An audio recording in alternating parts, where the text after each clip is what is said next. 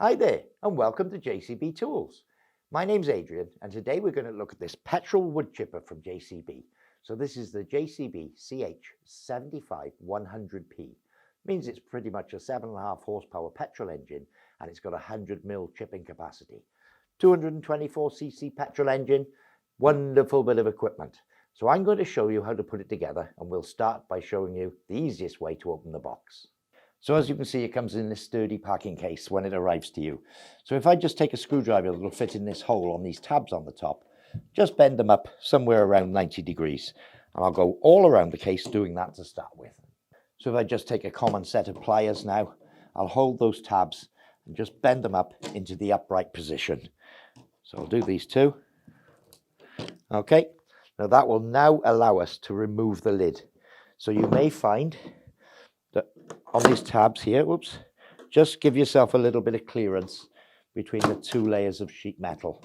Screwdriver again, ideal tool for this, and that allows the tab to come up out and the lid to come off. So I've got all the tabs in the upright position now. That will allow me to remove the lid. Now, just from experience, I've opened many of these boxes and the edges of this metal part around the outside can be quite sharp. I've got experience of it, as you say, or as I say, so I'm used to doing it without cutting myself. But I do recommend that you wear a pair of gloves when removing the lid and dealing with the packing case. So having opened the box, you'll find lots of loose components in the box itself. So it's best to take all the loose components out and put them to one side first. So a few other tools that come with the machine. Obviously we have this T-socket here. It does come with a universal spanner. It does come with a spark plug spanner, which is in this bag here. And of course the user manual. Now in there is the user manual for the chipper and the engine manual as well, giving more details on the engine. So we do recommend that you read both of these manuals thoroughly before you use them. And obviously if you watch this video, you won't need the instructions how to put it together. Okay, so the tools I've used doing this, let's start with the spanners. I've used an 18mm and a 19mm spanner, 10mm spanner, 13 and 14mm spanner. That covers the spanners needed. You also need a 22mm spanner for the wheels. If you've got a socket set, metric socket set, that's ideal. And obviously a metric spanner set, that would cover it. So I've taken all the loose components out of the box and we're left with the main motor chipper unit in the box. Now I do recommend that you get assistance when lifting it out of this crate. I do have a method to get it out myself, but 2 people on this one, please. So there is a comprehensive instruction manual with this unit that shows you how to put it together. I'm going to do it my way, but I find this easier and I'm sure you will too. So it's just the order of operations.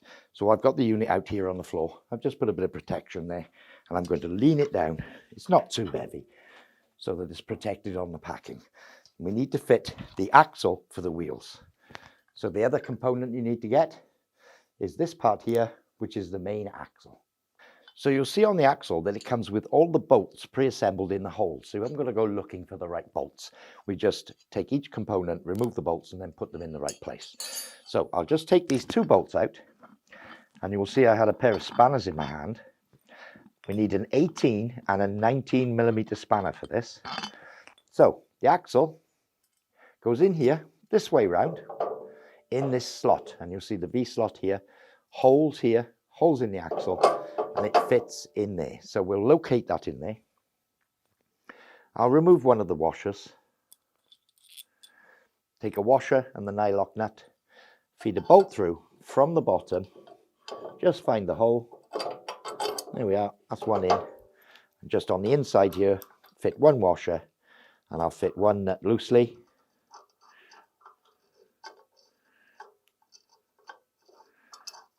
Okay, that's got it started so it doesn't fall, and I'll do the same with the next one. So second bolt going in, you can see the bolt sticks through on the inside. Washer, just being careful with the wires, and we'll get the nut started. So with the axle in place, the 2 bolts in place, I've got a 19mm spanner on the nut and an 18mm on the bolt, and I'll just get this one started. We'll get him down so far till he's almost tight, and then I'll start on the other one. So with the axle in place, now it's time to fit the wheels. Straightforward enough. 22mm spanner this time. I'll take the nut and the washer off.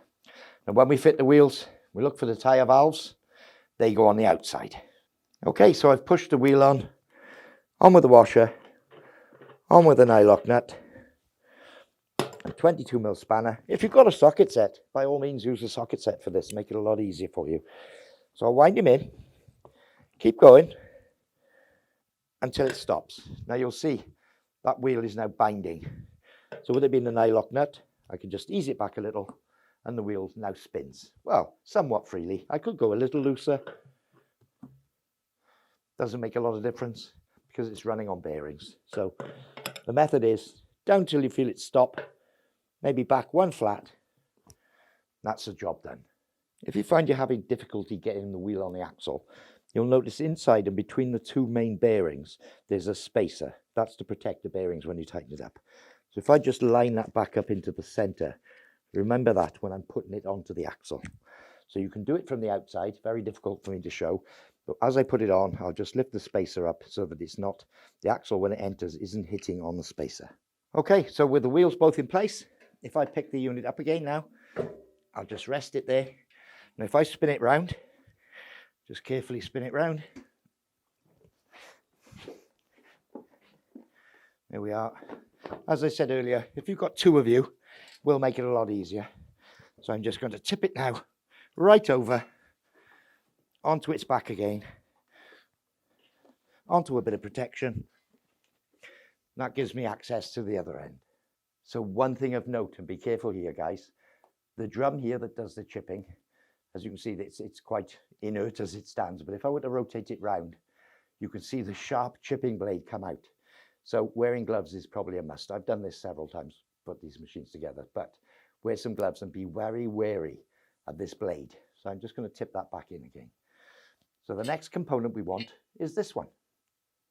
When we come to assemble this, it goes on this way round. And you'll see there are 4 holes in the bottom of the machine. They actually have captive nuts in the holes. But again, we've supplied the correct bolts in the correct holes on the component, but we don't need to use the nuts. So what I'll do is take all of these out and we'll put them back in one at a time, but we don't need to use these nuts. Hold the foot in one hand, get one bolt started, line up the holes. There we go, that's that one started. You get the picture. We'll have all 4 in. So 13mm spanner this time, guys. We'll just get them started. We won't tighten any of them down until we've got the 4 in and we're somewhere near tight.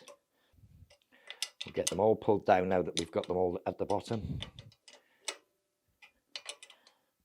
And once we get them to that point, final tightening of all 4 bolts. So I'll just hold it by this end, flip her up, and there we are. We got the axles and all the lower parts fitted. The front foot, the rear axle and the wheels. So the next thing we've got is the drawbar. We'll fit this next. Again, the bolt is already in the hole for you. So I'll just take the washer and the nut off. Fit the drawbar into the front here.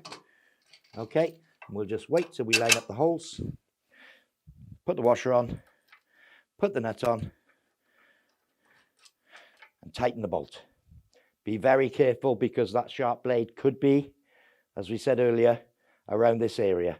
Always better to be cautious and keep that out of the way. The next job we're going to do is put the chute on here to make sure that that's out of harm's way. So let's get that blade out of harm's way. I've got the smaller of the 2 chutes. You'll see 2 hinge pins, one at the top, one at the bottom, and 2 receptacles on the machine. There we go. Give them a little wiggle, slide it down into place.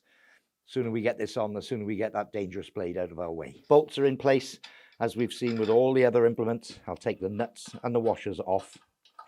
So you'll notice down here, a safety feature, little interlock switch. This guard is open, the engine will stop or the engine will not start if you try. Obviously, we don't want a rotating blade exposed where you can get caught. So we just close the flap, washer on, spring washer, and a nut. I'll do the same on the bottom. Big washer, spring washer, and the nylock nut. Again, 13mm socket. And we'll tighten them up. Okay, so we'll just tighten those 2 up. We'll nip the top one down first till we see no gap. I'll do the same with the bottom one. Make sure we're tight. We don't want them vibrating loose when we're using it. And that, because they're nice and tight, it makes sure that we're meeting that little switch down there, which will allow it to work. So we're going to put the outlet chute on now. If I just loosen this nut off here and wind that screw back, and I'll also wind back the quick release screw here, we can put the hopper in place. And it sits down neatly on the top here. Okay, and as you can see, during operation, you can rotate it. If I just screw that screw in, and I've felt it go tight, I'm going to come back half a turn, and then do up the nut. Just lock the nut. We'll just make sure that it still rotates, which it does.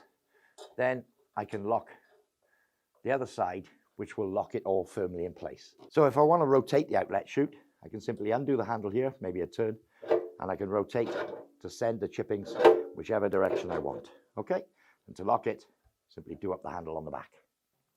So much the same as the other side. The last big component is the main inlet chute. I'll just line up the pins, drop it into place. I've already removed the nuts and washers, and I can swing it round almost into the closed position. So as you can see, there's a bit of compression here where it's trying to pull down on the gasket and it's holding me off. What I do is put just a washer on, leave the spring washer temporarily. Let's just do that nut up. Then on the bottom one, I can go washer, spring washer, and nut. Saves me having to hold it there the whole time. Okay, and with that done, just undo the top one again, then put the spring washer on that one. Just gives you a little bit more room. So on with the spring washer. Let me just pull a little compression. You can do the bottom one up a little. Now I can get, again, my 13mm spanner onto these two nuts. So we have a few more components to fit at this end of the hopper, but you'll see underneath there's a safety switch here, and there's also an emergency stop on the top. So we need to connect these electrically to the machine. Now this can be a stumbling point on these machines if you don't know how to do it. I'll show you that next and where the connection is. The lead here, when it's supplied to you, it's tucked through the reinforcing web here. So we just pull it out, connect it up, and you'll see a little lug on the plug, little lug on the socket, connect the two together. We can just tuck that back up underneath the inlet chute. And as you can see, on the outside of this are 4 holes. They have the long bolts, and then there's 3 short bolts in the center. Just remember that.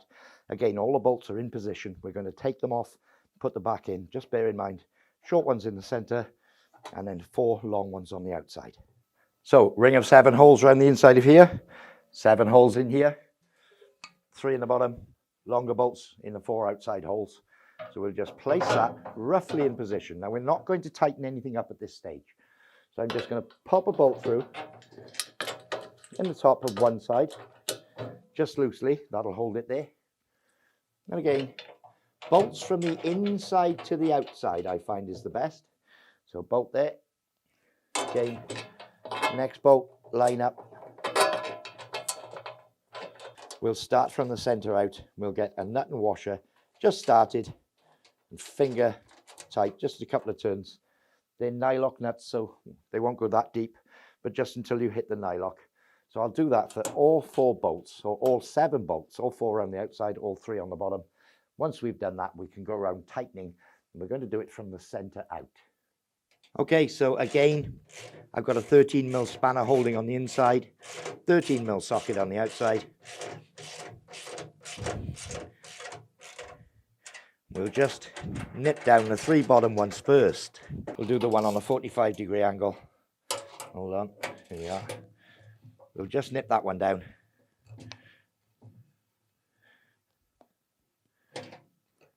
I've done the ones on the other side, so just these last 2. So the next part we're going to fit is this one here. So it fits up and under, and the 2 swivel bolts fit in the brackets on the top here, as you can see. Now when it's supplied, they do put them in back to front. So again, we're going to take the nut and washer off. Okay, and they're going to fit, I'll do that both sides. Okay, so feeding up from underneath, I'm just going to place a little swivel pin through there, through the frame, and let it sit there. And I can do exactly the same with the other side. Just line them up. It can be a bit tricky just to get them lined up. There we are. So washer on, nut on. A little bit fiddly to get your fingers in there, but it is doable. So I'll just show you from this side.